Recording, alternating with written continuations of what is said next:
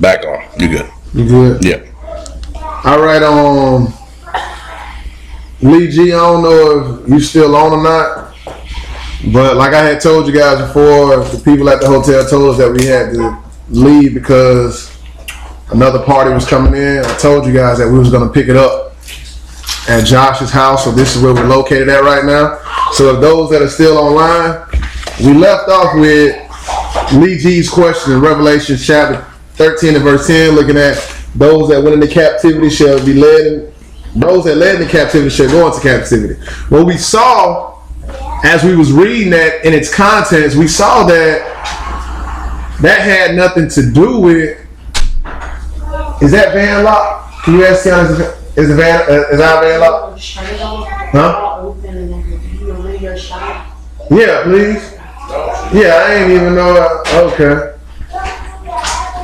You have the keys? Yeah, the keys is in the countertop.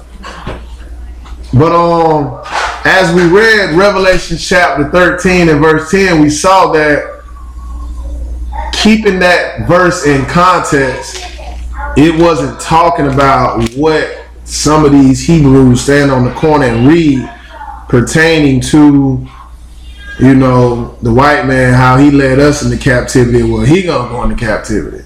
Nah, that scripture doesn't apply to that. But there is a script that does apply to that. Let's go over here in Joel, and it doesn't apply to that Revelations 13 and 10.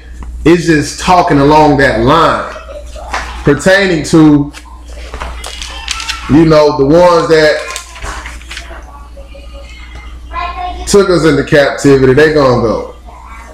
They children gonna go. But you gotta realize, like, if you sticking around for that right there, you didn't make the first resurrection.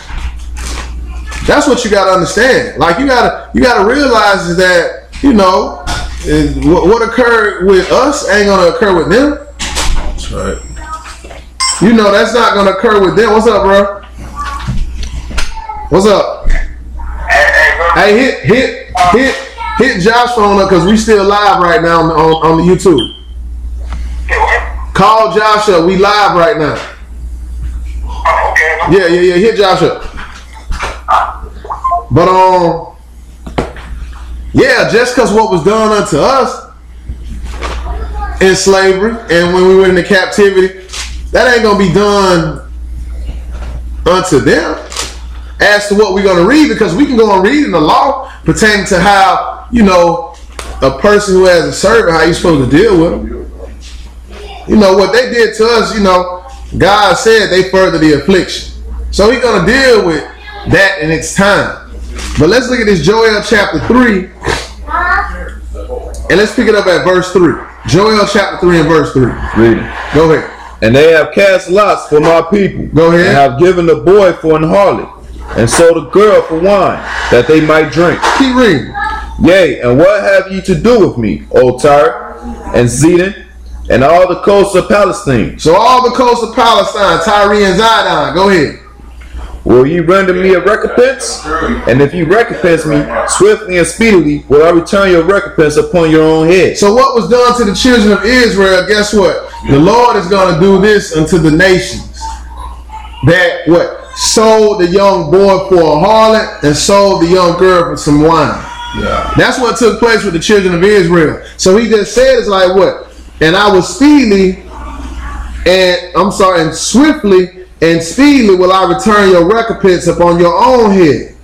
But what it say in verse 5? Because ye have taken my silver and my gold, and have carried into your temples my goodly pleasant things. Go ahead. The children also of Judah have the children of Jerusalem have ye sold unto the Grecians. So we've been sold to the Greeks. Yeah. That's the Grecians. Go ahead. That ye might remove them far from their border. And we're a long ways from our border. We're a long ways from Jerusalem.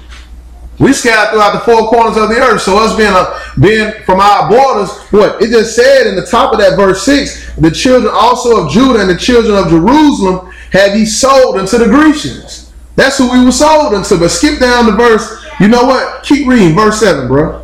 Behold, I will raise them out of the place whither ye have sold them, and will return your recompense upon your own head. You see that? The Lord is going to raise us up out of the way we've been sold into, and he's going to repay you for what you've done. Check out this verse 8 though. And I will sell your sons and your daughters into the hand of the children of Judah. You see that? The Lord is going to sell their sons and children into the hand of Judah. And what Judah going to do with them? And they shall sell them to the Sabians, to all the people far off, for the Lord hath spoken of. You see that? So they going to sell their children out to the Sabians. But we ain't looking at, what took place with Israel when we're in the captivity as to what's going to take place unto them now. But just understand, Lee, is that if you want to, deal with, I'm not saying you per se, but those that teach Revelations 13 and 10 is talking about how the white man led us into captivity, and guess what? They're going to go into captivity. Well, we just saw that pertains to the Great Tribulation. We saw that. But if along the lines we want to deal with, how we going to get payback pertaining to what happened with our captivity, then like I was just saying is that, guess what? You missed the first resurrection. That's what you missed. If you still here wanting to say, I own a servant, or I this or I that, like, you missing the picture. Big picture. So you got to realize is that, this thing is pointing to spiritual. Like, I ain't trying to be dealing with how I got to deal with this slave, or I ain't trying to deal with that. Are you?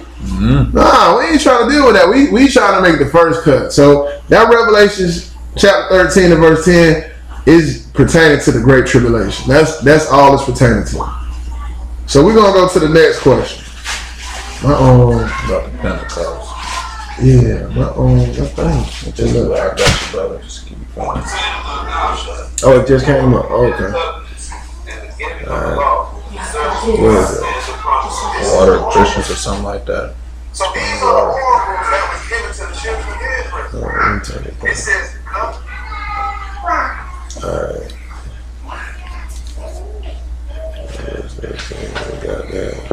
We got that. That's just my observation. I'm curious of the speaker's interpretation. Okay. It was a statement you made long ago. Okay. It ain't good. I gotta scroll this some more for waters to come up. It was almost at the end when that lady kicked us out. I got you, bro. Well, not necessarily kicked us out, but informed us of our limited time that we had. You know what I'm saying? Okay. Explain Matthew 28, verse 19, Mark 12:31, and John 5:7. We already did that. Okay. Explain Revelation 13:10. We already did that. Okay. Something about the Pentecost. After that, Those who do good. Our neighbors are those who do good deeds, like the man who died on the cross. G commentating. He's with us. He can tell you your brother. Because he said something about, he's going to talk about that in Amos. So he was following us. I mean, I'm at the very end of the study, and I don't see any more questions. There should be something about water life or something. So unless they deleted their comment. But some cats will do that too once they hear that you come with this uncut word. I'm at the very, very end here. I got it. You got it? Well, no, that's Christian chat. There you go, right here. Yeah, he was there Peace. first. Is it lawful to prepare for the feast of Pentecost on the Sabbath day? Okay. For example, writing grocery lists, etc. Okay. That's the next question right there. Okay, cool. All right, water of life. I pray that you're still on here. We'll deal with your question. So the question is it lawful to prepare for the Feast of Pentecost on the Sabbath day? For example, writing grocery lists, etc. Okay. Well, I'm assuming if you're writing your grocery list, you assuming to go out and shop. That's what I'm assuming. So all of this was supposed to have been done before the Sabbath. Let's go to Exodus 16. All of this was supposed to have been prepared beforehand. And what we're going to look at is the children of Israel when they was dealing with unleavened bread. You know, what did the Lord tell the children of Israel to do pertaining to how they supposed to gather twice as much? Not on the Feast of Unleavened Bread, but on the Sabbath. The Lord told the children of Israel to gather twice as much. So Exodus 16. Yeah, I'm good at 41%. And let's pick it up at verse 1 and we'll jump around. Read it. And they took their journey from Elim, and all the congregation of the children of Israel came into the wilderness of Sin, which is between Elim and Sinai, on the 15th day of the second month after their departing out of the land of Egypt. So the 15th day of the second month after they left Egypt. But go ahead, verse 2. And the whole congregation of the children of Israel murmured against Moses and Aaron in the wilderness. Go ahead. And the children of Israel said unto them, Would to God we have died by the hand of the Lord in the land of Egypt, when we sat by the flesh pots, and when we did eat bread to the full. For ye have brought us forth into this wilderness to kill this whole assembly with hunger. So you see is how the children of Israel, they murmured. Exodus 16. So by them murmuring, you know, they reminiscing how they was sitting by the flesh pots in the land of Egypt. You gotta realize, like, we was a slave in the land of Egypt. But yet that's how far gone the children of Israel was even then all the way into this time. But what we looking at, we see is that what? They playing back thoughts in their mind pertaining to what they had in the land of Egypt. But keep reading though, verse 4. Then said the Lord unto Moses, Behold, I will rain bread from heaven for you, and the people shall go out and gather a certain rate every day, that I may prove them whether they will walk in my law or not. See, the Lord is proving the children of Israel. And that's what, you know, the Lord is doing even in our time. Proving whether you're going to walk in his law or not. But what we're looking at is the children of Israel, they murmuring up against God. They talking about, dang, you know, God, you don't brought us up out here in this desert land to kill us, or the kill us of starvation. Yeah. So now, you know, the Lord is like, all right, I'm going to rain bread from heaven. And the people shall go out and gather a rate every day just to see if they're going to keep his law or not. Because something is going to come behind this gathering a rate. He's going to have them to do something else that we're going to get to. So skip down to verse 8 and read that. Verse 8.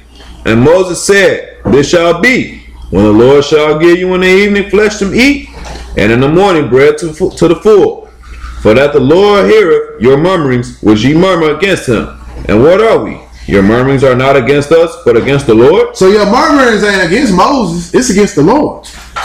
That's who it was against. But skip down to verse 13 and read that.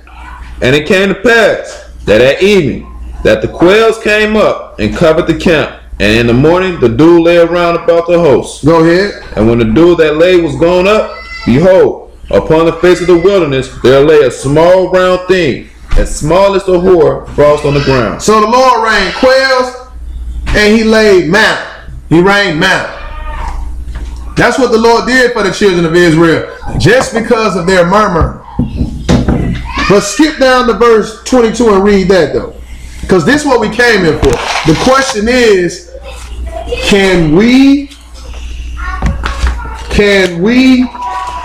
is it lawful to prepare for the Feast of Pentecost on the Sabbath day? And just to answer that question right out the gate, I'm assuming that you asking, can you go grocery shopping on the Sabbath for the day of Pentecost? No, you cannot. That is not lawful. That is unlawful. It's because you're supposed to have done all of this before Pentecost. So what we're looking at Exodus chapter 16, and we seeing how God told them to gather a certain rate. Did Tony call you? Mm-hmm. Oh, can you talk to him? Okay, how God told Israel, the nation, to gather a certain rate. Now, check out what he's going to tell them in verse 22. Go ahead. Read it. And it came to pass that on the 6th day they gathered twice as much bread, two omers for one man, and all the rulers of the congregation came and told Moses. So they gathered twice as much on the 6th day. In other words, they gathered enough to carry them over past the Sabbath or through the Sabbath. So it says what? They gathered twice as much on the 6th day now. It's not saying they went out on the 7th day and gathered twice as much. Nah, they did this on the 6th day before the weekly Sabbath. But keep reading though, verse 23. And he said unto them, this is that which the Lord hath said. Tomorrow is the rest of the holy Sabbath unto the Lord. You see that? Tomorrow, the 7th day, that is the holy rest unto the Lord. So therefore, like, you're not going to be gathering on the 7th day. You should have did that on the 6th day, like we saw in verse 22. Keep reading.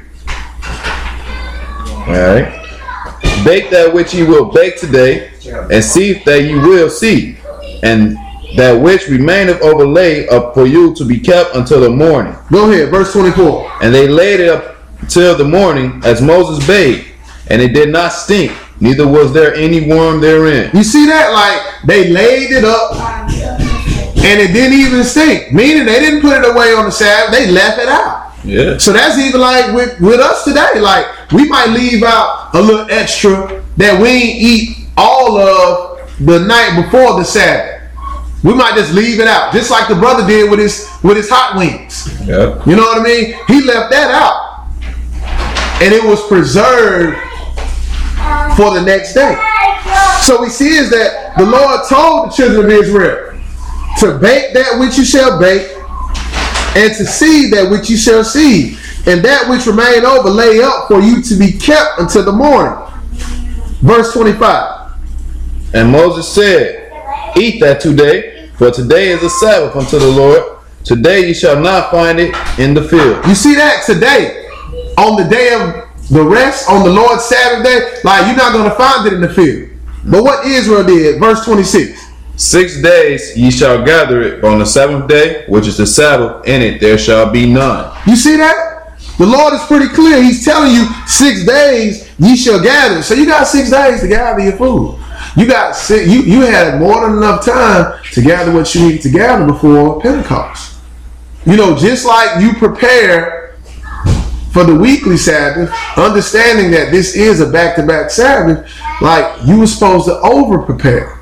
You were supposed to get enough gas to carry you throughout the weekend. You were supposed to gather enough food to do what you need to do on the weekly Sabbath, as well as pertaining to the high Sabbath. Like, you were supposed to gather more than enough. Because now when you do it today, it's too late. Now you're breaking the commandment of God. Excuse me, verse 27, read that.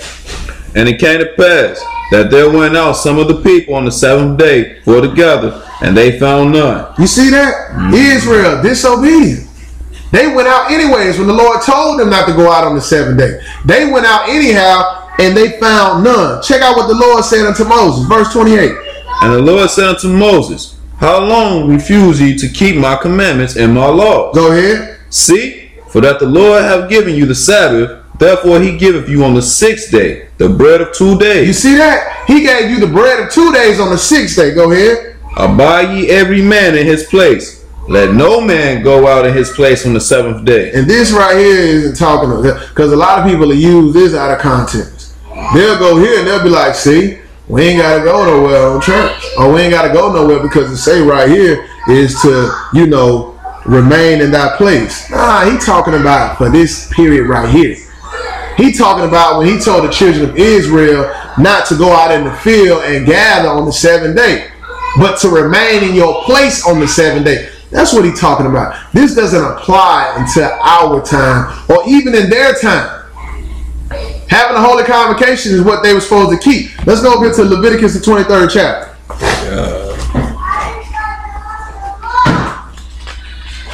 What up, Tony? Hey, Tom. I'll take off. Scripture.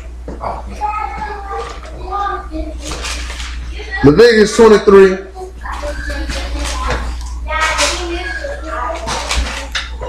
And let's pick it up at verse 1. 23:1 reading.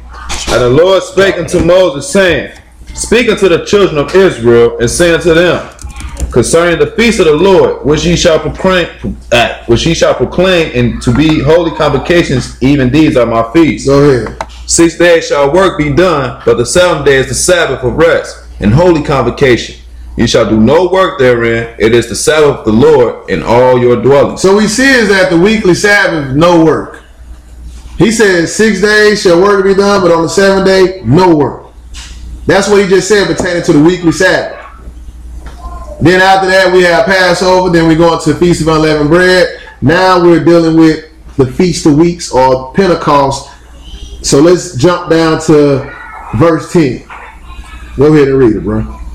Speak unto the children of Israel, and say unto them, when ye be come into the land which I give unto you, and shall reap the harvest thereof, then ye shall bring a sheaf of the first fruits of your harvest unto the priest. Go ahead. And he shall wave the sheaf before the Lord to be accepted for you. On the morrow after the Sabbath, the priest shall wave it. Go ahead, verse 12.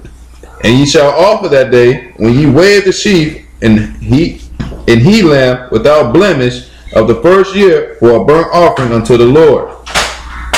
And the meat offering thereof shall be 2/10 deals of fine flour mingled with oil, an offering made by fire unto the Lord for a sweet savor. And the drink of offering thereof shall be of wine, the forepart of an hin. And he shall eat neither bread nor parched corn, Go ahead, finish that up, and then after you're done, skip down to 21. nor green ears until the self same day that ye have brought an offering unto your God. It shall be a statute forever throughout your generation and all your dwellings. So this is a statute forever throughout all your generations. But we come in here to read this verse 21 because we see is that the weekly Sabbath, it says no work. So now let's see if it say the same thing pertaining to Pentecost. Verse 21, go ahead. And ye shall proclaim on the self same day that it may be in holy convocation unto you. So we supposed to come to church. Keep a holy gathering. And what else? Ye shall do no servile work therein. See, it says no servile work therein. See, we saw pertaining to the weekly Sabbath, it says shall do no work therein. But now we get down here to Pentecost and the preparation of how we're supposed to go about keeping Pentecost. And it said what? To have a holy convocation. And then it also says shall do no servile work. So what does it mean when it says no servile work? It's just saying that we ain't finna go to our jobs. Like, nah, we're not going to our jobs today or on that day. Even though Pentecost is the Feast of Weeks, it always falls on Sunday. Always. But for the most part, some people may have to work on Sundays. On this day, pertaining to the Lord saying, no servile work, you can't go to your jobs. But what you can do is, you can prepare for the feast. And what we mean by that is, let's go over to Exodus chapter 12. Let me finish that. Okay. It shall be a statute forever in all your dwellings throughout your generation. Exactly. So the Lord is being redundant, letting you know is that, all right, I already told you once, this is going to be a statute forever. Now I'm telling you again, this is a statute forever. Exodus chapter 12. Exodus chapter 12. And let's pick it up at let's pick it up at verse 14. And this day shall be unto you for memorial, and ye shall keep it a feast to the Lord throughout your generation. Ye shall keep it a feast by an ordinance forever. So what we looking at, we talking about the Passover, and we dealing with unleavened bread. Passover is a memorial. It's not a Sabbath, it's just a memorial. But then immediately after that, we dealing with unleavened bread. So if you could, brother, read verse 15. 7 days shall ye eat unleavened bread. Even the first day ye shall put away leaven out of your houses. For whosoever eateth leavened bread from the first day until the 7th day, that soul shall be cut off from Israel. And pertaining to unleavened bread, the same way of preparation for the feast is no servile work and unholy convocation. Yeah. You can go and read that in Leviticus the 20. Why didn't we read that? Let's go back and read that real quick. Well, you know what? Let's finish this up and then we'll go back and read it. That's what we'll do. But the same preparation. Pentecost, no servile work, holy convocation. Unleavened bread, no servile work, holy convocation. Put away unleavened bread. Put away leavened bread out of your house. That you deal with unleavened bread, which is pointing to dealing with the unleavened word of God.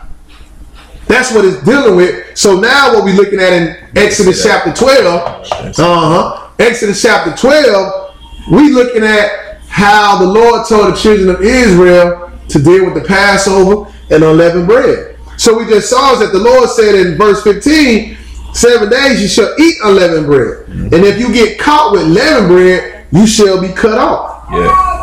Now read verse 16 because this is pertaining to the servile work that we can do on the feast days. Verse 16, go ahead. And in the first day there shall be an holy convocation, and in the 7th day there shall be an holy convocation to you. Go ahead. No manner of work shall be done in them. So no manner of work shall be done in them, pertaining to no servile work. You know, along with, I ain't finna go out and mow my lawn. I understand that it's the high Sabbath, but so I'm not gonna go out and mow my lawn because that's servile work. Mm-hmm. So we're not doing no servitude. We're not dealing with no work. So the Lord is clearly saying right here, He's saying, no manner of work shall be done, but what? Save that which every man must eat, that only may be done of you. This is what is gonna be done. So like tonight at sundown, we going into Pentecost. Yeah. The sisters, brothers, or whatever, they can grill, they can cook, because what we're doing is we're preparing for the Pentecost. Go get a head company. Y'all go back that way. We're dealing with Pentecost. So let's go over to Deuteronomy chapter 16. Thought you were going to Leviticus. I know, huh? There's a lot turn up. Deuteronomy what? 15? 16. Gotcha. Deuteronomy 16. And let's pick it up at Didn't you say you were going to go back to Leviticus? 15. Didn't you say you were going to... Yeah, let's go back to Leviticus right quick. You're right. Appreciate that. Yes, Leviticus 23. And let's just look at, because I said, the same rule of thumb applies for Leviticus the 23rd chapter, pertaining to holy convocation, no servile work. So let's go and see the same thing pertaining to unleavened bread. So let's pick it up at Leviticus 23 and verse 7. In the first day you shall have an holy convocation. You shall do no servile work therein. And we talking about unleavened bread. How do we know that? Read verse 6. Verse 6. And on the 15th day of the same month is the feast of unleavened bread unto the Lord. 7 days you must eat unleavened bread. So 7 days you must eat unleavened bread. Verse 4 says the first day, so you're supposed to have a holy convocation on the first day and the 7th day. So we see on the first day, we see is that a holy convocation is being kept, plus ye shall do no servile work. Yeah. The same thing that was said pertaining to Pentecost in the 21st verse. So now let's go over to Deuteronomy 16 and let's look at, how we're supposed to rejoice before the Lord. Yeah. So let's pick it up at, there you go. Verse 9 or verse 8. Yeah, verse 9 or 8. Mm-hmm. Let's pick it up at hold on, let me just is it. Yeah. I say 7 week feast of weeks. Yeah. We're gonna go deal with that. We're gonna look at this too. We're gonna look at Deuteronomy 14 too. But we're gonna look at this right here, 16 as well. So let's pick it up at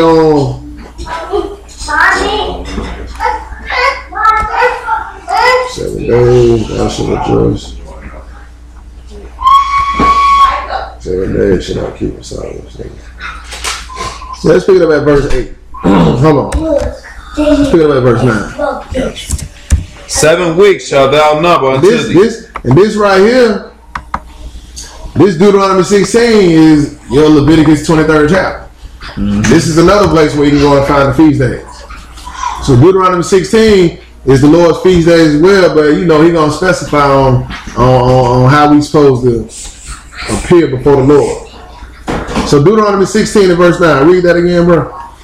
7 weeks shalt thou number unto thee. Begin to number the 7 weeks from such time as thou beginnest to put the sickle to the corn. So it's time, you know, you put the sickle to the corn because that's just representing you know, putting the sickle to the corn and taking up your first fruits into the priest. And now the priest, oh, they're going to say it right here in verse 10. Go ahead and read it. And thou shalt keep the feast of weeks unto the Lord thy God with a tribute of freewill offering of thy hands, which thou shalt give unto the Lord thy God, according as the Lord thy God hath blessed thee. So according to how the Lord has blessed you, this is what you're going to give back into the Lord. But we know is when you put your sickle to the corn, you know, you're going to take that corn, being your first fruits, take it to the priest, and they're going to take it before the Lord and be weighed as an offering. So now skip down to verse 16 and read that though. 3 times in a year shall all thy males appear before the Lord thy God in the place which he shall choose. So 3 times a year, you know, the males, they represent the head. So, you know, they supposed to appear, but, you know, at the same time, they going to bring their families too. So it ain't like me, I'm going to come to the feast by myself and leave my wife and kids home. Nah, it's just that the male is required to show up and as well as the family. So the Lord is saying what? 3 times a year shall all males appear before the Lord thy God. Go ahead. In the place which he shall choose. Keep reading. In the feast of unleavened bread. And in the feast of weeks. So in the feast of weeks is the feast of Pentecost. Yeah. You know what I mean? It's called weeks because it's 7 weeks times 7, which gives you 49. And then the day after day after the Sabbath is that one day. After the Passover. Well, yeah, after the Passover, which represents that one day 50. Yeah. So we see is that it's called the Feast of Weeks. And then what else? What was that? 18? No, I was at 16. Feast of Weeks and in the Feast of Tabernacles. And they shall not appear before the Lord empty. And they shall not appear before the Lord empty. Go ahead, verse 17. Every man shall give as he is able, according to the blessings of the Lord thy God, which he hath given thee. So, you know, whatever you're able to give, you're going to give it. Yeah. You know, the Lord blessed you. So, that's what you're going to give. So technically, you answered that question. No serve our work. So No right now, service. this will be like iniquity. You know what I'm saying? It will be. You already planted the seed in your head and you don't act on it, so you already sinned. You know, you got to go through the act with it, but at the same time, you don't want to do that. Let's look at this Deuteronomy 14 real quick. Yeah. Let's get that. What verse, brother?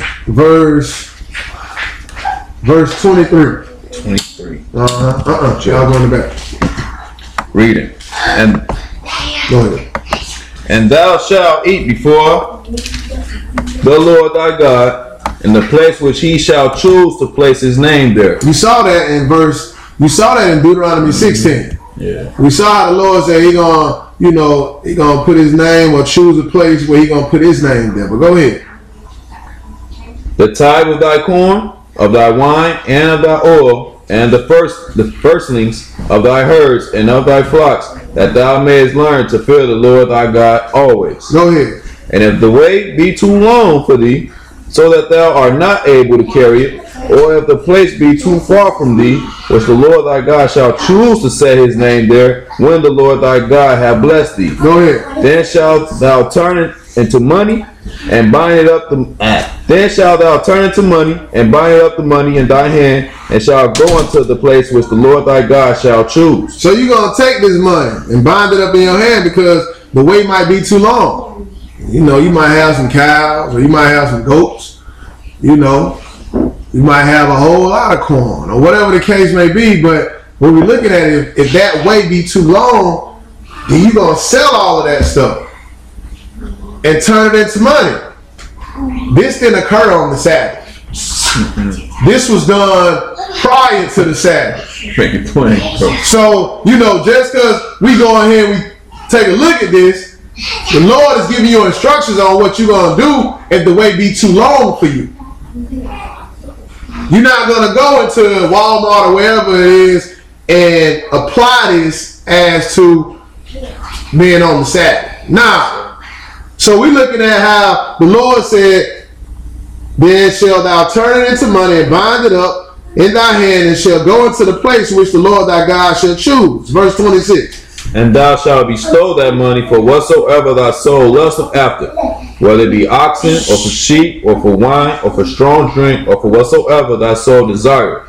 And thou shalt eat there before the Lord thy God, and thou shalt rejoice, thou and thy household. So you're going to rejoice before the Lord. Mm-hmm. It's a feast. It's a party for the Lord. That's really what it is. Yeah. But, you should have did this either Tuesday. You could have did this Monday, Tuesday. The Lord said 6 days.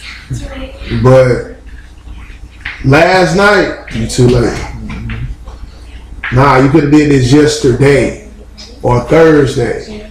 So, Lord willing, you ain't go forward with your list and fulfill the list of shopping. You just gonna have to take that money. Mm-hmm. You know what I mean? And bring it to the feast. And just drop it in the box. That's what you got to do with that money that you're just gonna use for groceries, because it's too late at this point. They're talking about going grocery shopping. This scripture we read doesn't apply. You can't use this to say that it's okay to shop today. You know what that reminds me of, though? What's that? That parable with the 3 servants with the talents. Okay, I thought about when you was saying that, though, for real. Take that money, put it where it ought to be. Don't be wicked, man. Don't be wicked, for real, like the brother said. But that's it. That's all we got doing. Let's cut and dry. I think it was one more. Anybody on the last streams? I'm on a new stream right now. You on the new stream? I'm on the new stream too. Ain't that on there? No, I just added the new one. They ready to drink tonight. Y'all ready, huh, Israel? They know what time it is, but Yeah. that's our holy day, holiday, whatever y'all want to call it. I know, huh? Yeah, man. I'm looking for this. For real. Lord, Gonna let me get slapped today? Oh, yeah? I know. And I don't drink like that, so I'll be looking forward to it. Right. Enjoy it. Enjoy it while it's here. People looking like, what's your religion? What's your belief that God said you could drink on the day? What? This ain't no religion. This is something that's been passed down generation to generation. Exactly. But yeah, I think it was one more after that. After the Water Creek dude, there's another Christian came on there and said something. My mind is telling me.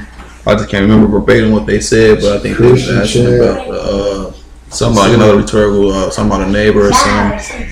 If I'm not mistaken. Age asked a question about the neighbor. That's Lee.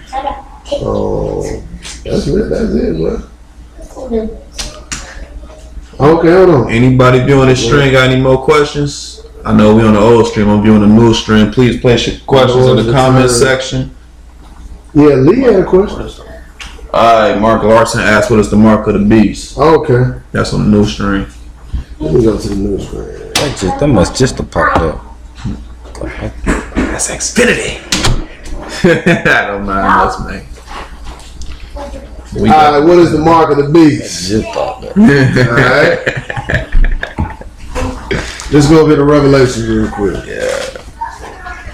Alright, Mike's on in, man. Revelation. The mark of the beast wasn't, they prepping it up today. Yeah. You know what I mean? They've been doing it.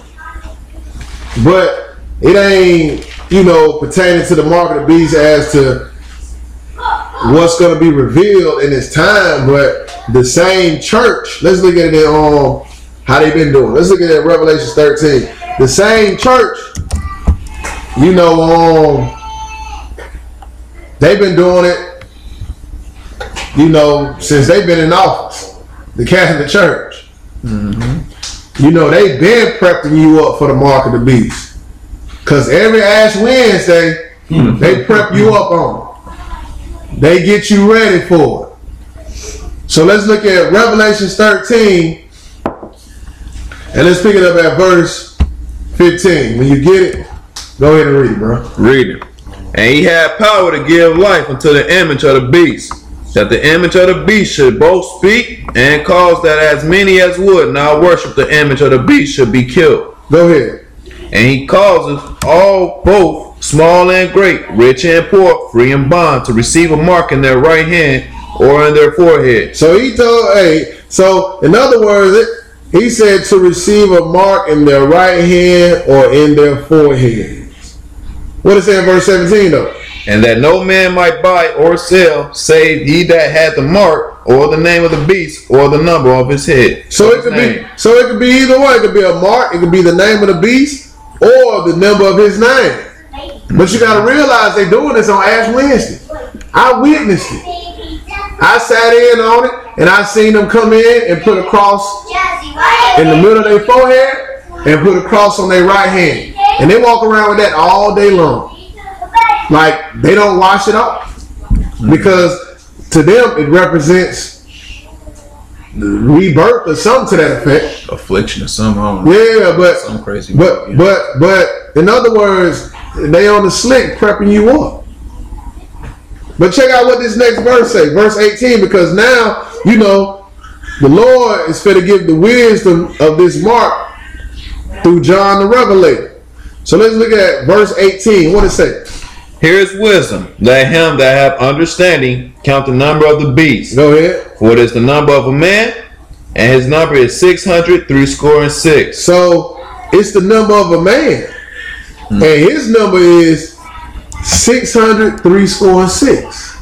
That's 666. Yeah. What we see is that what it says at verse 17, and it says, "Save he that had the mark or the name of the beast or the number of his name." So you know it can come by any form as to what we read in Revelation 17. But we know it's going to be in your right hand and in your forehead. Yeah. You know, is it going on right now? Nah, it's not going to be something that's going to catch you off by guard. Now you gonna know what it is. Yeah. It's in your right forehead, in your right hand. Whether it's gonna be a chip, it's gonna be a mark or something. You just know if you see it on your forehead or your hand, stay away from it. Yeah, because look at what the Lord said He's going to do to those who take this mark. Let's go over to Revelation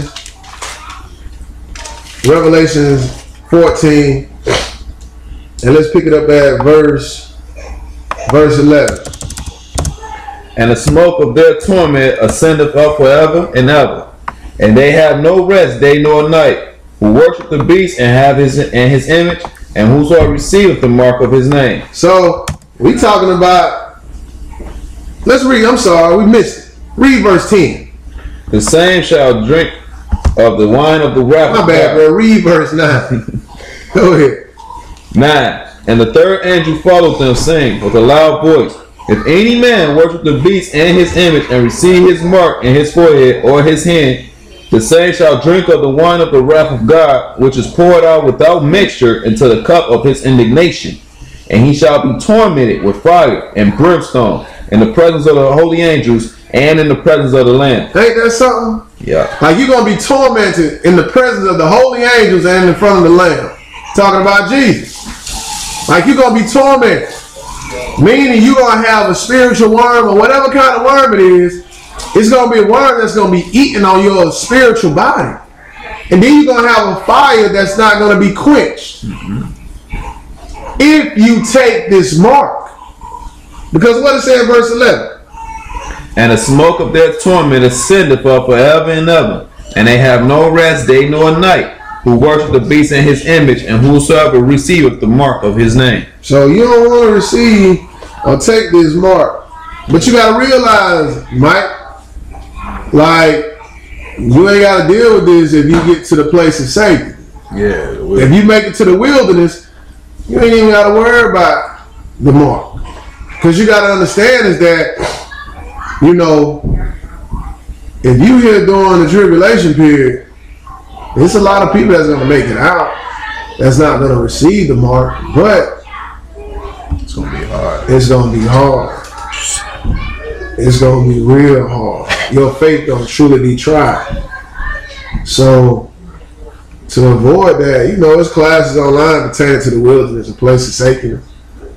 You know, but that's how you can get out of not taking this mark. But what we just read in Revelation is that, you know, the revelation, you know, in the book of Revelation, we see is that the mark, you know, it's 666. And this is the mark that's going to allow you to buy or sell. Let me read that 12 for me. Revelation 12? Nah, yeah, 14, 12. 14 and 12? Yeah. Go ahead. Here's the patience of the saints. Here are they that keep the commandments of God and the faith of Jesus. So this is the patience of the saints. The ones that keep the commandments of God. And the faith of Jesus. What is saying 13 though? Well, no, that's it on that. Yeah, I just want Blessed to the read dead that. was dying in the Lord. Yeah, but Because we don't know the commandments of God gonna take that mark. That's why I wanted to read that. okay. Statements, you know what I'm saying? Okay. Like we said, it's gonna be hard. I don't know, Mike, if you woke or not, bro. But you know, I ain't gonna take no chances. Elon Musk is promoting brain chips to kids. I think the mark could be a computer chip. I mean, yeah, that's why I had a feeling he was gonna say that, and I ain't want to jump ahead of myself, Mark. But it could be anything, bro. It could be a chip. It could be some dust. It could be ash. It could be a stamp. It could be anything. It could be anything, bro. You just It's not gonna be a secret. it's not. It's gonna be government official. Yeah, it's gonna be ran by Rome, the papacy. So it's what you gotta realize is certain things gotta take place to get to this point though. See, like right now, I mean, you know, they coming up with brain chips for kids. Like you gotta realize, like they've been chipping up their pets like years ago. This new chip stuff ain't nothing new in 2018.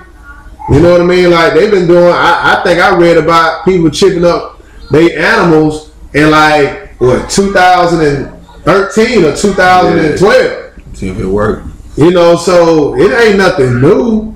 What we gotta make sure is that when this takes place during the tribulation period, you know, it's not gonna be a secret. You know what I mean? You're gonna definitely know about it. Yes, sir.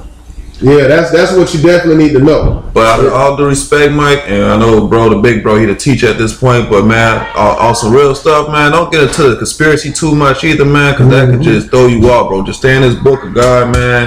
Keep praying for discernment and understanding, yo, and like all the neuralink, all that stuff you reading it too, man. You never know. It just could be favors by the devil just to keep luring you and keep you off track. You know what I'm saying? So stay vigilant, bro. But I ain't knocking what you study and what you believe, but. And when it comes to this, bro, like ain't gonna say what it's gonna be, so don't add or take and assume your own understanding. You know, play it safe, man. Yep. We all teachers here, though. You know what I mean? I'm in training. Hey, I'm in training too. Yeah, man, but no problem. You welcome, Mike. You definitely welcome. Like the brother said, man, just stay vigilant in the word, man. It'll definitely reveal itself. So, you know, but A lot of cats going to the deep end, man. yeah. Just tap water. I don't know, but I drunk it. Going closer to you, Mark. Boy, that's going, huh? Okay, man. What happened? Any more questions, yo? I know some more people on this live tuning in with us, you know. What y'all Sunday preachers tell y'all, we're gonna tell y'all tomorrow what y'all want to know, man. What y'all, any questions since a child that you had, you know what I'm saying, or some belief, any fable, you know, anything I want to know. Even if you ask a question, feel like ask another one, man. We got about another hour till we keep this rolling. Or maybe an hour, maybe We probably got about 45, yeah. If that. But you know the Sabbath don't end because we going into the Pentecost. Yeah. Happy Sabbath, can Now, you? we going into the high Sabbath. We're gonna have a little bit of drink on the table. He said, Alright, we got Sister Jones asking the question. Happy Sabbath. Explain and help me understand 1 Timothy 5:1. Alright, Sister Jones, let's go to 1 Timothy. We got you, sis. What is that? 1 Timothy 5:1. Can you explain and help me? Okay. Rebuke not an elder, but they treat them. Oh man, you will ask this question with some people in training. Oh, DeMarcus got this one, man. We'll see. That just show we human, though, you know. We all go through this walk, man. Ain't none of us above nobody. Mm-hmm. You go ahead and read it. Rebuke not an elder, but entreat him as a father, and the younger man as a brother. So in other words, it's you know, it's kind of like not so much as staying in your lane, but you don't want to put like my teacher. You know, I got Brother Elijah. That's my elder. Like I'm not finna like try and put him on blast in front of an audience of people. You know what I mean? If anything, if we have a difference, I will definitely pull him to the side and we'll talk privately. You know, that's out of respect for him. But that's just, to me, anybody. But what it's saying right here is it's saying that exactly. Is that, rebuke not an elder. Now, I understand is that, elders, they can be corrected. But open rebuke. You just kind of want to be wise about how you would actually, deal with your elders. I always get it all the time that, I'm considered an elder. I don't even like that title. Because for the most part, I'm younger than a lot of people who consider me to be an elder. You know what I mean? So I don't even feel like I'm worthy of that title. That's just me. But at the same time, like I'm gonna respect those that that hold the title of an elder, because I'm gonna treat them as a father. Mm-hmm. You know what I mean? Then it says and the younger men as brothers. So like this, my brother right here. That's my brother. That's my brother. You know what I mean? That's my sister. Like that's how we're gonna deal with one another, because it goes back. Read verse 2 though. Honor widows and are widows indeed. No, verse 2. I'm tripping. The elder women, that was 3 by the way. The elder women as mothers, the younger as sisters, with all purity. With all purity. Like that's how we're going to deal with each other, especially in the body of Christ. You know what I mean? Because at the end of it all, it's nothing but love. That's what you present. You present in a form of humility, and at the top of all of that, love. Let's go look at this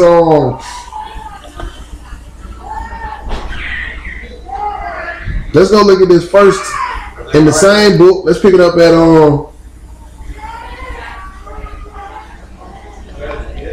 6 and 3. Yeah, I think I knew. 1 Timothy chapter 6, and let's pick it up at verse 3. Read it. Go ahead. If any man teach otherwise and consent not to wholesome words, even the words of our Lord Jesus Christ, and to the doctrine which is according to godliness, Go ahead. he is proud. So he is proud. Like you got to realize, like, if any man teach otherwise and consent not to wholesome words, he's considered to be proud. And what else? Knowing nothing, Go ahead.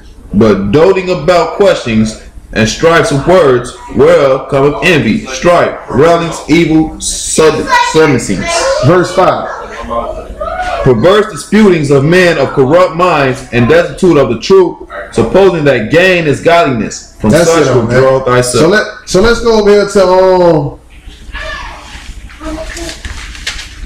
let's go over and look at. Hold on 1 second, sis. Let's go look at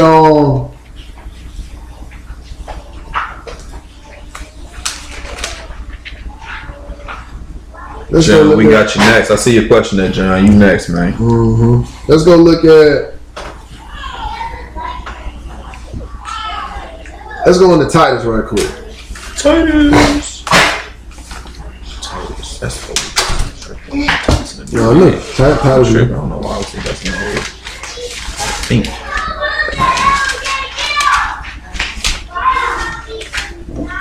This ain't no question. It's more of an opinion. Yeah, it is. I know what it is too. That's why I'm like, I'm probably gonna get on with that. I deal with that all the time. Probably on a spiritual level, like, we teach peace and this and that. You know what I'm saying? How that goes. So the book gonna answer it though. You know, the spirit been leading us this far, so I'm pretty sure it's gonna lead us to that too. Oh, I got that one easy. What made you pick Christianity? Fearing God and keeping His commandments. Facts. So let's pick it up at Titus chapter 2. And let's pick it up at verse 1. Titus chapter 2 and verse 1. Go ahead. Read. But speak thou the things which become sound doctrine, that the aged man be sober, grave, temperate, sound in faith, in charity, and in patience. So this is the aged man. This is, you know, how their character is going to be. You know, it says that they are to be sober, grave, temperate, sound in faith, in charity, and in patience. So even outside of the word, you still gonna respect your elders. You know, but at the same time,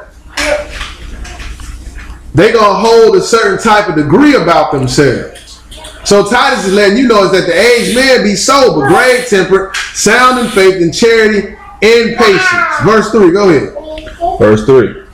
The aged women likewise, that they be in behavior as becometh holiness, not false accusers, not given too much wine, teachers of good things. Go ahead. That they may teach the young women to be sober, to love their husbands, to love their children, Go ahead, to verse be 5. discreet, chaste, keepers at home, good, obedient to their own husbands, that the word of God be not blasphemed. Verse 6. Young men likewise, exhort to be sober-minded, in all things showing thyself a pattern of good works, and doctrine showing uncorruptness, gravity, sincerity, sound speech that cannot be condemned, that he that is of the contrary part may be ashamed, having no evil thing to say of you. So having no evil, in other words, a good report. Yeah.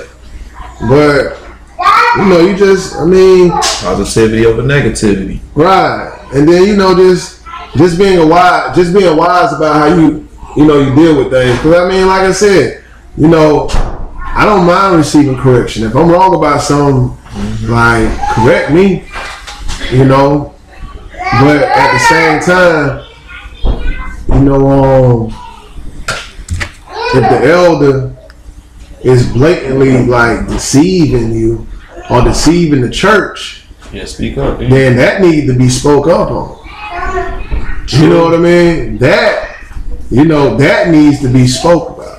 And if I'm not mistaken, Brother Marcus, like, it was a situation that happened like that in the camp before, you know what I'm saying? Like, somebody wanted to go about, like, I think, brother, it was about Mother's Day, it was a couple years ago, it was on Bowie, about Mother, he said a statement, and then it was a big uproar. A lot of people wanted to come, you know what I'm saying, get at Bowie, but in order of decency, according to the scriptures, you're supposed to approach an elder, and the elder's supposed to take that to the teacher of the elder, you know what I'm saying? Right. I don't think, you know, and I ain't reading the scripture either, but, you know, they have some verses, you know what I'm saying, that was going back and forth. I ain't really, well, the Israel get into it, you know, I kind of just go do my own thing. I ain't gonna lie. But Because they be extreme sometimes. yeah, but it do make sense, you know what I'm saying? Like, I think going back in 1 Timothy, was it, or what's the reference you said? 1 Timothy 5:1, it's saying, like, you being as a babe in Christ or whatever the case may be, you ain't really got the audacity or the knowledge to really go and rebuke or try to correct the elder, especially if you ain't got the full understanding of what the teaching or lesson is about.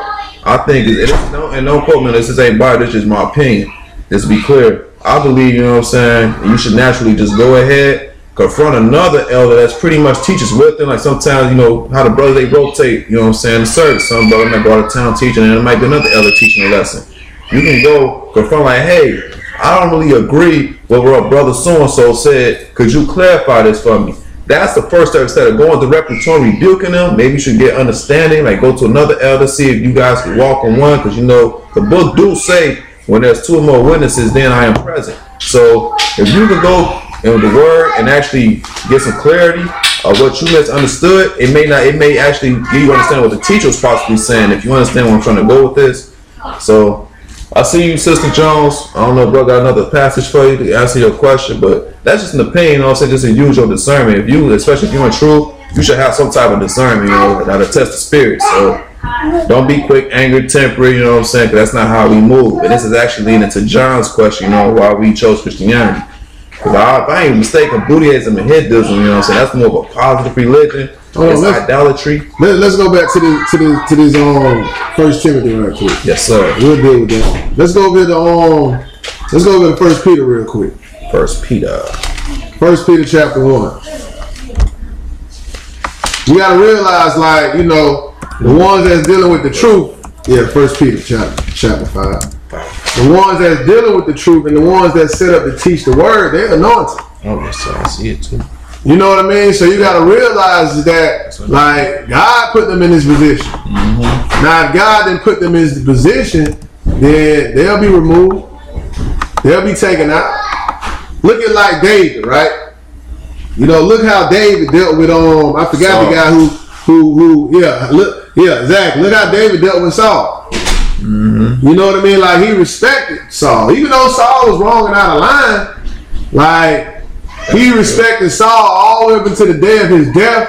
And then look what took place with the guy who claimed that he killed Saul. Like, he had that man killed.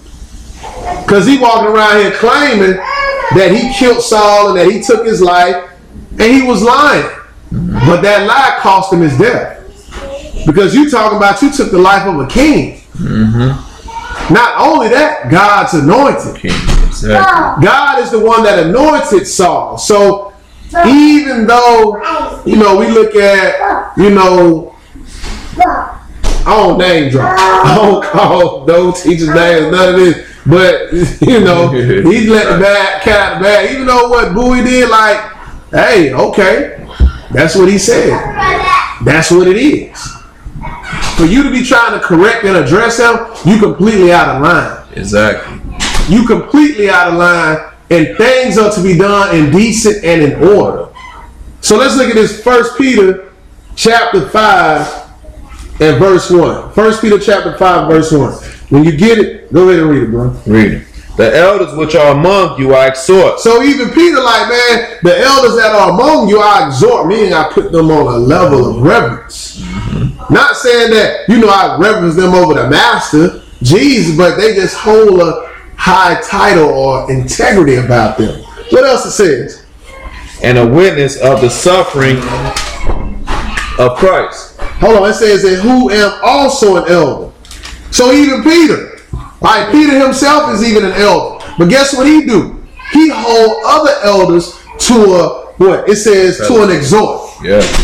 Meaning, like, just because he's an elder, you think he putting another elder below? Nah, he putting them behind. He putting them above. That was an important point, guys. You caught. But it says who am also an elder. Go ahead. And a witness of the suffering of Christ. Exactly. So he can witness, or he can attest to, you know, the same suffering that other elders may go through. He can attest to it. But go ahead. And also a partake of the glory that shall be revealed. And also a partake of the glory that shall be revealed.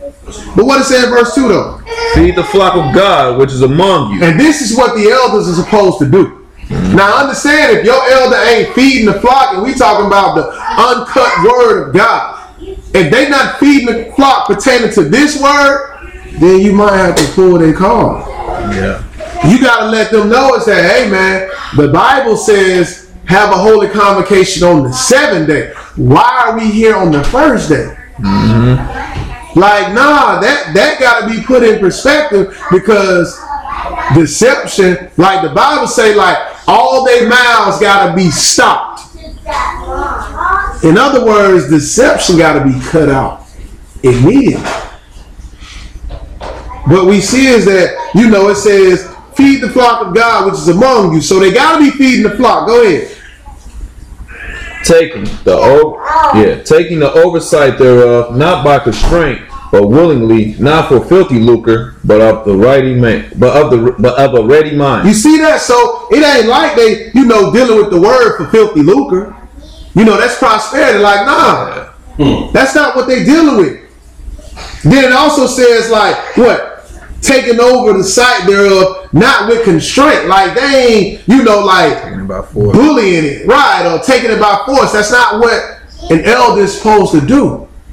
It says, but willingly, not for filthy lucre, but of a ready mind. What else is saying in verse 3? Neither as being lords over God's heritage. You see that? So I ain't trying to be lord over what God has already established.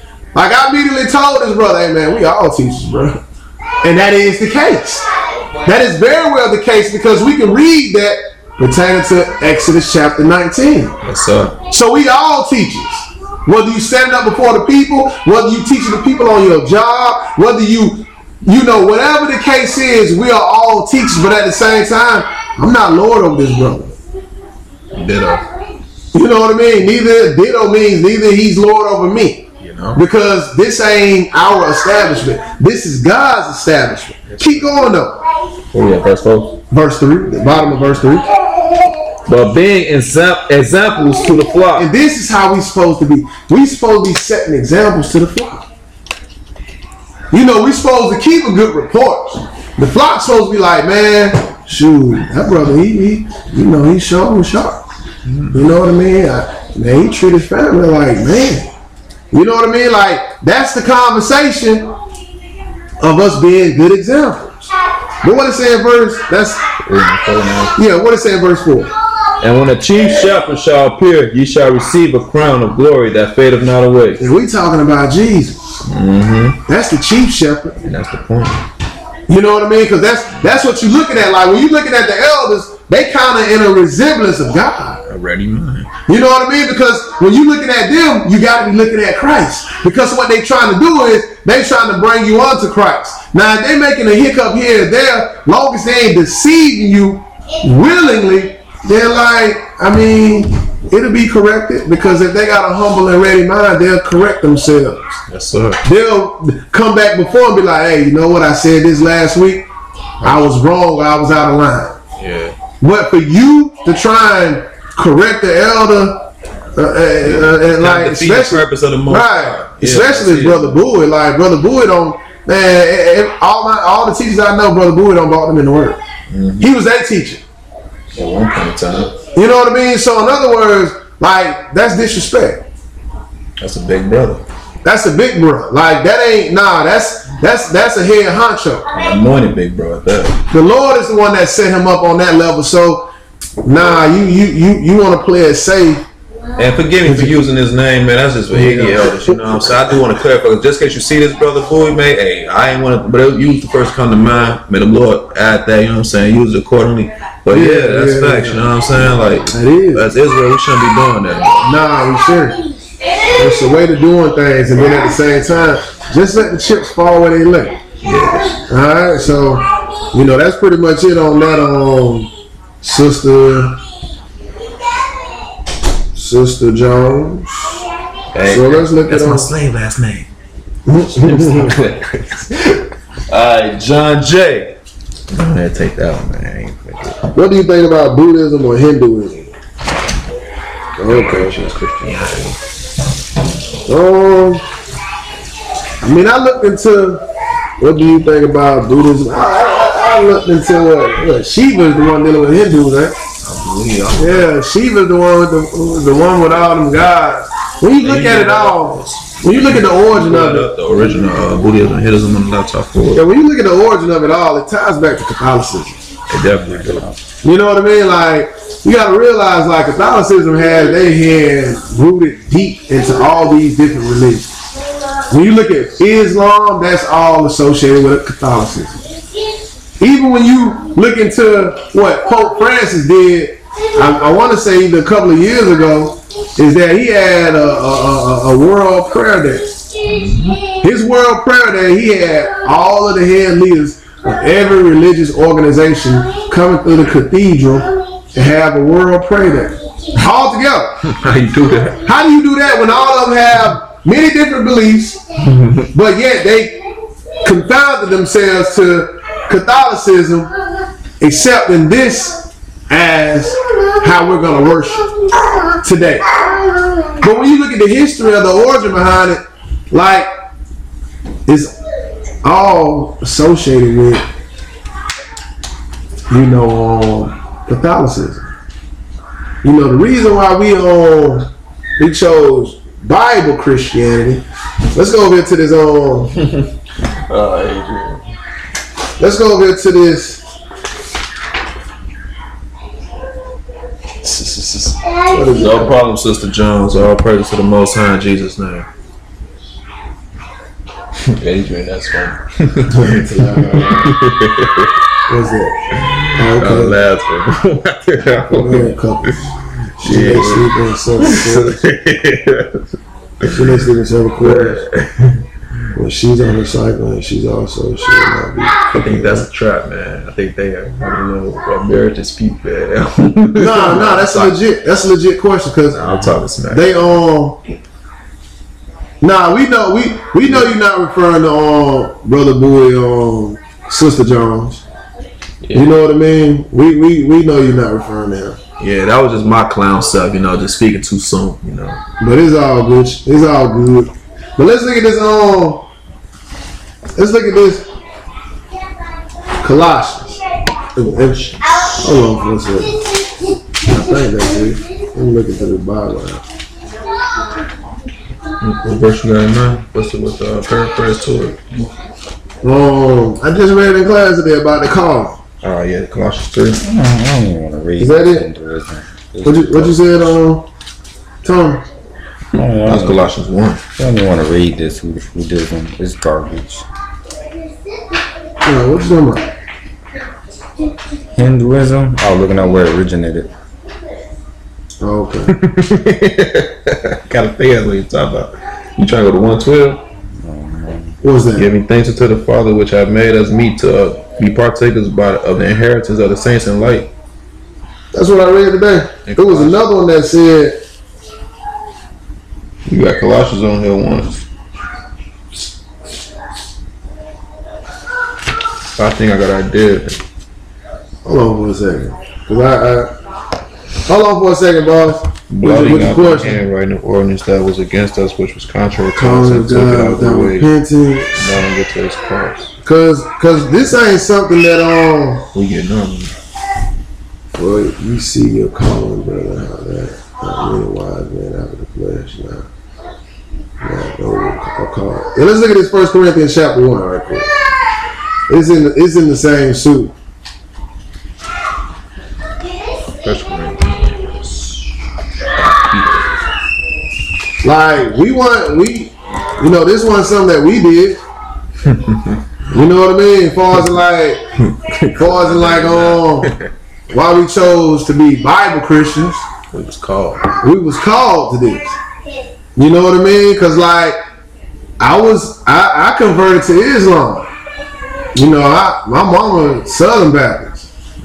In my senior in high school, I took my shahada in the bathroom with my homeboy, and now I was dealing with Sunni. So, that's what I dealt with. But it didn't soak too well in me because it was just something about it that I just know it wasn't me. Mm-hmm. So afterwards, I started studying, and it's been a while ago, but I was studying into Buddhists, I was studying into the Hindus, I was studying into Kabbalah, like I was looking at it all, Egyptology, I was trying to piece them all together, And now we all felt that way. and I realized that they did all have a huge association with each other, but at the end of it all, it brought me right back to the Bible. And then once I realized is that the Bible has no form of association with any of those other doctrines. None. It's completely contrary. Every last one of them will tell you either going off to heaven or you being reincarnated. That's how you can bridge all of them together. But when you deal with the Bible, it speaks of that. Never. It doesn't tell you that you're going out to the third heaven. It doesn't tell you anything about reincarnation. But all of these other religions, they speak the same thing. They say. But not what we finna read and pertain to what thus say the Lord. So let's look at this 1 Corinthians chapter 1.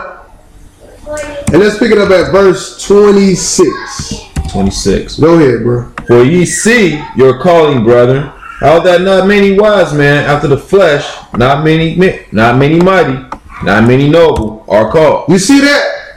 Like, it says, for ye see your calling, brethren, but guess what? Not many mighty men or noble men are called. What it say in verse 27? But God hath chosen the foolish things of the world to confound the wise. So we talking about Israel. We talking about how the Lord chose the children of Israel to confound the foolish things of the world. And this ain't what I was looking for, but go ahead, finish reading. Amen. And God hath chosen the weak things of the world to confound the things which are mighty. Let's go with it, because that ain't what I'm looking for. Where read it today. For the gifts and the calling of God are. It ain't no. That tattoo look fresh. Fresh than me.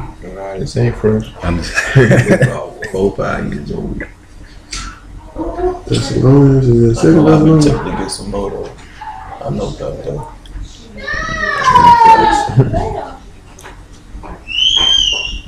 oh god. Baby feet, good luck. Join the club, bro. I got 3. Yeah, here we go. 2 Timothy chapter 1. Yeah, I had it in. Yep, I have it in. Yeah, my bad.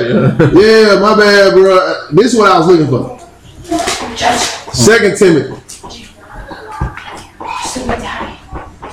2 Timothy chapter 1. Because you got to realize, like, you know, this ain't something that was done by us. But we did see, like, that 1 Corinthians chapter 1, it does apply. Is that you got to realize is that, you know, not many mighty men, not many wise men have been called. So, 2 Timothy chapter 1, and let's pick it up at 2 Timothy chapter 1 and verse 1. I mean 2 Timothy chapter 1. And let's pick it up at let's pick it up at verse, because I think it is at 9. Let's pick it up at verse 7. Go ahead and read it, bro. For God hath not given us the spirit of fear, but of power, and of love, and of a sound mind. Be not thou therefore ashamed of the testimony of our Lord, nor of his prisoners, but be thou partakers of the afflictions of the gospel according to the power of God. Go ahead. Who have saved us. Who have saved us, and then what else? And called us with an holy calling. So the Lord is the one that saved us, brother. Like, we didn't make this move. What we was doing was, now we was seeking. But the Lord is the one that called us for what else? Called us with an holy calling. Go ahead. Not according to our works. You see that? Not according to something that we did. But what else? But according to his own purpose and grace. Keep going. Which was given us in Christ Jesus before the world began. So the Lord is the one that called us unto this. Not us. But let's go and look at something else. Let's go and look at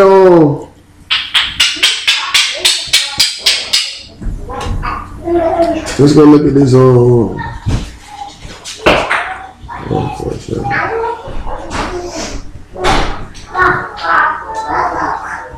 So you gotta realize, like, the scripture says what? Seeking you shall be found. Hey, stop with the door. So Stop with the door. So you gotta understand is that you gotta be seeking the Lord. You know, like, and you gotta understand is that this ain't your modern day Christianity. Nah, this isn't modern day Christianity. So 2 Corinthians 11:4. what's that now? I said I go to 2 Corinthians 11:4. Let them know that this book we talk about two Jesuses. If you want to get technical. Yeah, so you know, like, I think that's breaking out or something. you gotta realize is that Luke 2. You said, bro? I think that's in Luke 2. Luke is in Luke 2. this ain't modern day Christianity. You talking about? I think it is. You talking about What, seek ye the Lord? No. Well, let's look at this Luke real quick. Yeah. I think he. Seek and ye shall find. Thinking, Let's look at Matthew chapter 7. Yeah. See it. You gotta be looking for the Lord. You know what I mean? Like, and this is what I was doing. I'm pretty sure this is what this brother was doing. This brother was doing. You know what I mean? Like, you gotta be seeking the Lord. For real. I went to almost every religion like he did. Exactly. Because that's what I was doing. When I was going through Islam, I was looking for the Lord. I was trying to figure out what is my purpose on this earth besides working and taking care of my kids. What is my purpose? That's what happened when I got at a later stage in my life. It's when I woke up and I when I woke up and I found this truth. But beforehand, I was just, tired of Christianity. When I was seeing high school, I was done with it because, okay, there ain't really nothing going on. So my mama stopped making me go into church. So I was like, okay, cool. And that allowed me to dibble and dabble into what I ended up falling in. But afterwards, I started doing this. Matthew chapter 7. And let's pick it up at verse 7. Ask, and it shall be given you. Seek, and ye shall find. So you got to realize, seek, and ye shall find. But it says what? Ask, and it shall be given you. Go ahead. And ye shall find. Knock, and it shall be open unto you. So you got to understand is that, you got to be looking for the Lord. What it say in verse 8, though? For everyone that asketh receiveth, and he that seeketh findeth. And to him that knocketh, it shall be open. You see that? So in other words, when you seeking for the Lord and you trying to find him, hey, you'll find him. You truly will. So it says that what? It says, for everyone that asks, receive, and he that seek, find. And to him that knock, it shall be open. Go ahead, verse 9. Or what man is there of you, whom if his son asks bread. That's it on that. Let's go into this Revelation real quick. Revelations? Yeah. Revelation chapter. Hey, Revelation chapter.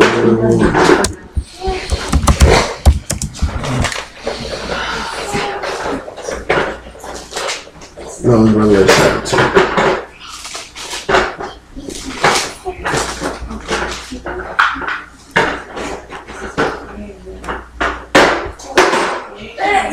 That was a good question, though. Revelations.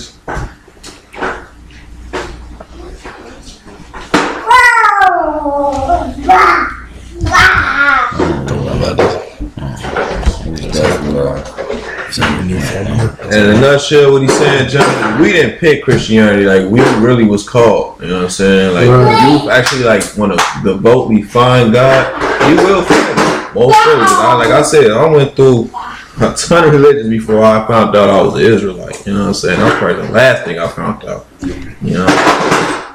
Yeah, man. So if you seeking for a higher truth or a higher power through whatever you're doing, bro, get into this word, man. Try meditating day and night in this Bible. Don't add to it. Don't try to overthink it. Just read it as a regular book. It's going to make a little more different sense to you. You know what I'm saying? If you need some understanding, always can hit us up on YouTube, Facebook, whatever. You know, we got some brothers out there that'd be glad, witness to you, man. And that's true. That's definitely true. I'm trying to look on. The Lord said, open up your mind and let me come into you.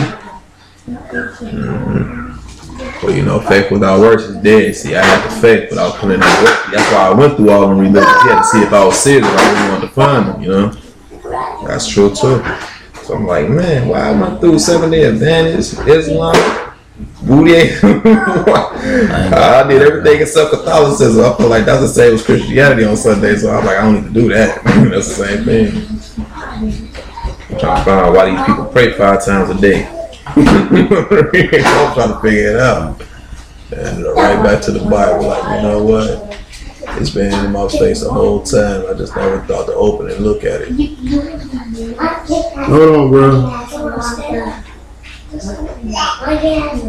got it right here.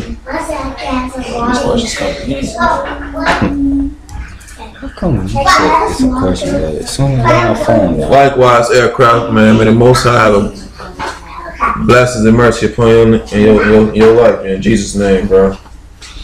stay in this walk, man. You gonna find out a lot. Be careful though. Well, because what you don't know, you gonna find out. For real. You don't know that scripture? What's How the Lord, how Jesus said, open up your mind and let me come to you and sup with you. Oh yeah. That's in Matthew. It's a Revelation 2. It's knock and I shall enter into thee or something like that. Like when I knock, I know it's in Matthew. It's in Luke. It's in all the New Testament really. It's paraphrased differently in almost each book though. I could probably open that, knowing me and having strong faith in the spirit that I'm blessed with. I could probably open and go right to it. And having me all Sabbath for real, bro. Like we find out the Lord got his angel over here flipping these pages for me, man. You got a couple of them, Mark. You got a couple of them. Yeah, I know. I'm trying to find his last verse. John 14:23. And then what else? What Revelation? That's what I'm talking about, bro. I was just reading it though. What the one in Revelation? Yeah, 14:3. He right on that. 14:23, but and then 14:23. yeah, John 14:23. And then you got Revelations 3:20. Yeah, there you go. Let's go to that. Since I'm already here. That's Brother Josh for y'all. If y'all ain't know, man. Brother Josh Bailey, man. The cut, man. All right, let's look at Revelation chapter 3 and verse 20, because we got to understand is that, when you're seeking the Lord, you're going to find him. You definitely are. And now that you don't find him, let's check this out. Revelation 3 and verse 20. Go ahead. Behold, I stand at the door and knock. So the Lord is standing at your mind. Oh, yeah. That's what he's talking about when he said, I stand at the door and knock. He's standing at your mind. Go ahead. If any man hear my voice and open the door, I will come into him and will sup with him, and he with me. So the Lord is going to come into your mind. The Lord is going to come into your mind and he's going to sup with you. And we talking about the word of God. So you got to understand, man, like this, this was something that we set up. It was we really just got tired of all the lies. Truthfully. That's really what we got tired of. Understanding that this isn't Roman Christianity, what we dealing with right here. Yeah, that's the parallel I was thinking about. This is, if you want to call it, Bible Christianity. Mm-hmm. Sometimes when you throw out the title Christianity, Sunday being the first day of the week, Christ born on December 25th, Christ dying on Good Friday and rising on Sunday, born at Easter. Like, we want to associate and tie all that to Christianity. That is a Roman Christianity. Which is Catholicism. Exactly, which is Catholicism, but not Bible Christian. What we do is we just read what the book says, and we do it to the best that we can. Go ahead. 2 Corinthians 11:4. Well, I'm going to start at 1. Well, to God ye could bear with me a little in my folly, and indeed bear with me. For I am jealous over you with godly jealousy. For I have espoused you to one husband, that I may present you as a chaste virgin to Christ. Mm-hmm. But I fear lest by any means, as the serpent beguiled Eve through his subtlety, so your mind should be corrupted from the simplicity that is in Christ. For if he that cometh preacheth another Jesus, whom we have not preached, or if he receive another spirit, which we have not received, or another gospel which ye have not accepted, ye might well bear with him. For I suppose I was not a whit behind the very chestfast apostle. So that's just pretty much piggyback off what he just said with Christianity and Catholicism. He like, man, okay, so what makes y'all so different? That makes a difference because we actually believe in the true Jesus, the true Messiah, you know what I'm saying? The one that actually gave us the laws before we even knew what the laws were. The one that was there with the Ancient of Days creating us in the dirt. The one that's been there from beginning to end. The one that plays silent, the invisible God, until you want to see who he really is. See, that second, that first Jesus, that Father Jesus, the Christmas, Nimrod or whatever, Jesus, you want to praise that? You got that Jesus. You got Caesar Borgia in Rome, that one you always see in the picture. That's that Jesus. Imagine a Jesus with dreads, dark skin, that's coming in a flame of fire. That's another Jesus. You know what I'm saying? So there's two Jesus that one received and another received. So you got to be able to decipher the two. When this came out the Bible, you probably didn't even know that, but that's just going off how we know what we serving and who we called to do. Like we didn't choose to do this in the blink of an eye. We got called to do this. Like we had some type of, in our minds, some type of ambition to find out why we live in the way we live and who we really serve. Like what's the purpose? Like he said, like what's my purpose? You know, so you gotta have some type of discernment. It's deep, man. Like I don't want to throw too much on you and get off topic, but I just felt like I had to read that. Yeah, so let's go. So that's pretty much it, man. That's why we got, you know, Buddhism and Hinduism. That's dealing with the Asians or Europeans and white people. I mean, that's you know, that's they die. That's part of all one world religion, man. You know, so let's go to the next one. Let's go to the cleanliness. Adrian Black Monk. So we gotta go to the law with this. So it says for the married couples. Yes, sir. Shouldn't they sleep in separate quarters when she is on her cycle? Yes, sir.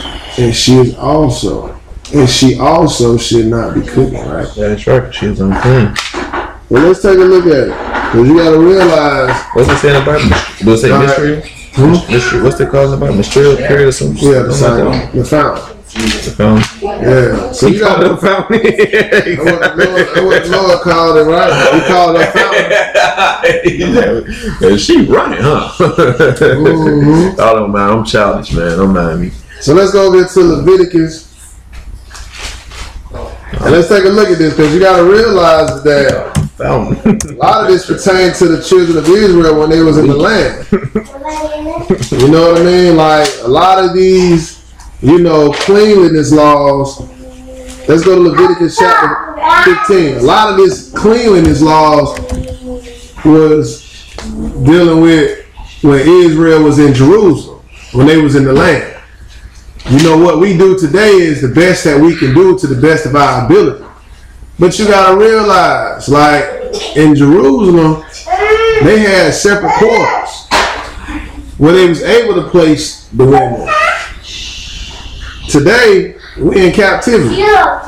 We do the best that we can do, but let's say if my wife is unclean, guess what? She don't defile my whole house. So now wherever I sit at, I'm unclean. So somebody gotta cook. If she don't cook because she unclean, guess what? I'm unclean, so what? Am I just supposed to give an offering? Because if that's the case, a lot of married couples will just be giving offerings. And then it'll be a food shortage when you get to the feast day, because nobody ain't preparing no food because they just been dropping their money in the pot. Yeah, which we read earlier. That'll be that. But let's read this Leviticus chapter 15 and let's look at verse 1. Because when you look, like I said, when you look at when the Lord was setting up laws, statutes, and judgments, and how he was governing the people, they was in the land. We're not in the land today. Like I had this mindset some years ago, but then I started, you know, understanding and realizing, like, all right, my whole house unclean. If I got a woman in my house that's, you know, on her fountain, like, my whole house unclean. So let's look at this. Let's look at this Leviticus chapter 15. And let's pick it up at verse 15. 15. Read. And the priest shall offer them, the one for a sin offering and the other for a burnt offering. And the priest shall make an atonement for him before the Lord for his issue. Go ahead.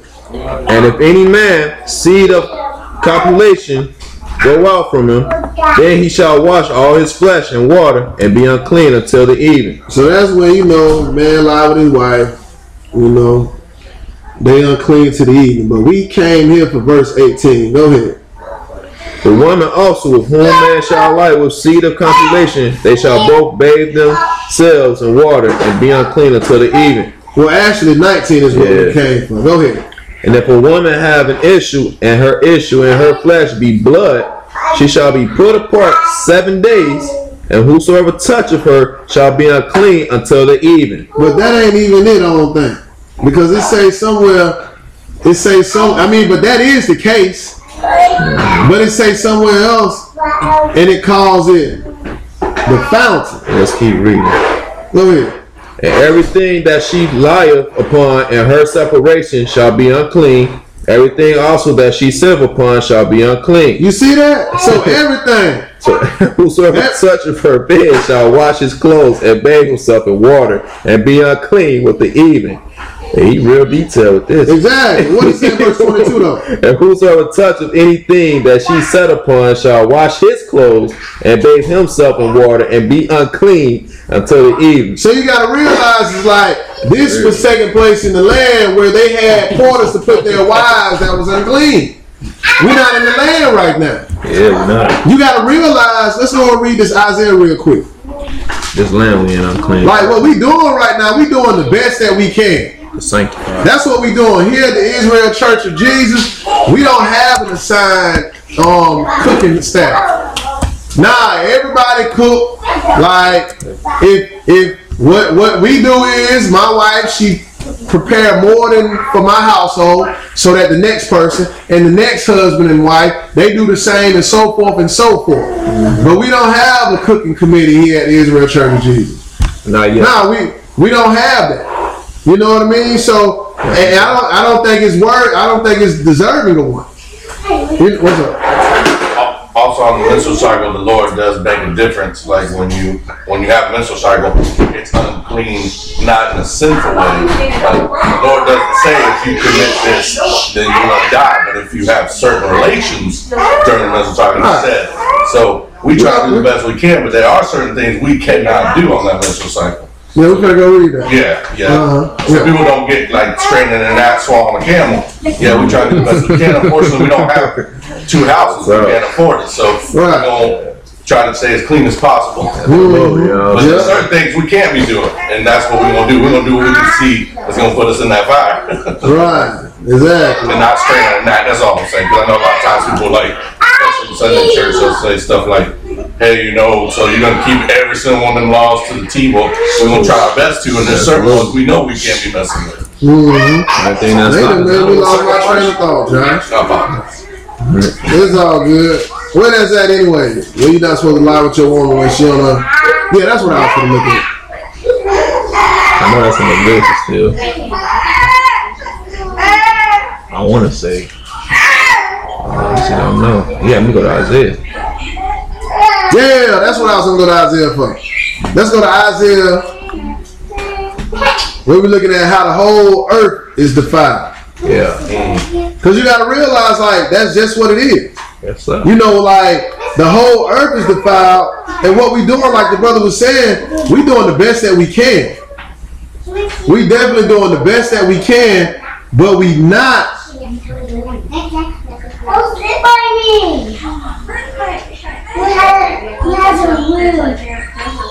We not gonna, hold on, let me see if this comes up now. We're gonna go to Leviticus 20, that's where it's at. We're gonna go to this Isaiah first. I got you, bro. Isaiah chapter 24. Verse what? And let's pick it up at verse 4. So you gotta understand is that, you know, we on, this whole earth is defiled. Like, that's just what it is. What we're doing is the best that we can do. Hey, if you want to do that, as far as in not allowing your wife to prepare food because she unclean, hey, that's that. Go ahead and do it. Have at it. But guess what? Are you clean? Because we saw in Leviticus chapter 18, 15, we saw is that everywhere she sit And touch. everything she touched. So in other words, wherever she walking at through the house, the whole house is unclean. And you pattern behind that.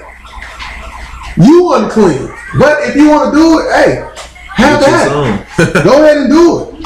But what we can't do is, we can't say that, oh, this is what got to be done because, you know, it's just the law. Now, we understand is that the law pertaining to the cleanliness occurred in the land. Mm-hmm. That's what it occurred in. But let's look at this Isaiah 24 though. Isaiah chapter 24 And let's pick it up at verse 4. Go ahead and read it. The earth mourneth and fadeth away. The world languisheth and fadeth away. Go ahead.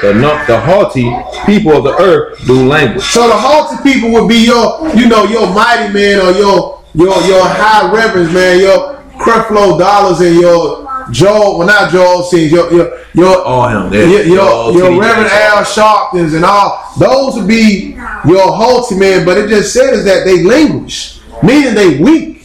But what it say in verse 5 though? The earth also is defiled under the inhabitants thereof. You see that? The ones that inhabit this earth has made the earth become defiled. Amen. That's why it says what? The earth also is defiled under the inhabitants thereof. Go ahead. Because they have transgressed the laws, Go ahead. the ordinance, broken the everlasting covenant. So they don't change the everlasting covenant. They don't broken the laws. So guess what? The earth is defiled. Cursed. It's cursed. What it say in verse 6? Therefore have the curse devoured the earth, and they that dwell therein are desolate. So we talking about death. That's the curse that has devoured the earth. Death is now upon the table. So we looking at how the earth is defiled by the ones that inhabit it. Let's go over and look at this Leviticus 20. Because this is what you're not supposed to do with your wife. You know, her being on her fountain or her being on her cycle, you ain't supposed to do this. Leviticus 20 and verse 18. Go ahead and read it. And if a man shall lie with a woman having her sickness, and shall uncover her nakedness, he have discovered her fountain. And she have uncovered the fountain of her blood, and both of them shall be cut off from among their people. So you know that, hey, man, my wife on her fountain. Like, shoot, man, I need to go in. But guess what? No. Because if she on her fountain, the Lord just said, guess what? Get away from her. He's going to cut you off from among the people. What it say in 19? And thou shalt not uncover the nakedness of thy mother's sisters, nor that's thy it, father's sisters. Yeah, that's it. So we see is that like, nah, you're not going to lay with your wife if she on her fountain. I think you should be thinking about 17, bro. Not at all. You know, you gonna, No, it ain't. that's what you're not going to do. Actually, they should be cut off from 17, but it's not in context with 18 with the cycle. Oh, okay. But that's really it. I mean, I hit it on the head. So yeah, use your hand sanitizers, some mints. I'm just playing, man. Just pray on the Lord, ask Him to give y'all some understanding discernment, man. So y'all get a better routine for next time. It occurs monthly, you know. But we can't keep all the laws and teeth because we're in a defiled land. But it's not justifying to not try to keep them. You know what I'm saying? But you gotta do your best. The Lord knows what's up, man. He knows we're in captivity, but that don't mean okay, I care about that. That's what's up, black man. Okay, in the land of the outsider man, it cleared it up. Praise the Lord. All right, so that's it, man. We finna deal with Pentecost. So that was the last question. So, hey, man, y'all have a blessed Pentecost. Yes, sir. And until next time, peace. In Jesus' name. Hey, man.